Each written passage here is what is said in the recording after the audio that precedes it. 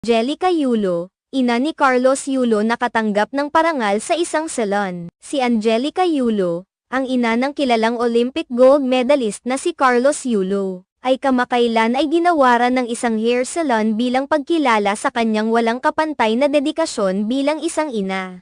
Ang parangal na ito ay ibinigay upang ipakita ang mataas na pagpapahalaga sa kanyang papel sa tagumpay ng kanyang anak. Sa isang video na kumalat sa social media, makikita ang ligaya ni Mrs. Yulo habang tinatanggap ang parangal mula sa salon. Ang seremonya ay pinangunahan ni Jong Si Ochi, isa sa mga kasosyo sa franchise ng salon. Ang okasyong ito ay pinangunahan ng isang maligaya at makabayang diwa, na naglalaman ng paggalang at pagpapahalaga sa sakripisyo at pagmamahal ni Mrs. Yulo sa kanyang pamilya. Ang video ay nagpapakita ng mga emosyong hindi maitatago ni Mrs. Yulo habang tinatanggap ang parangal.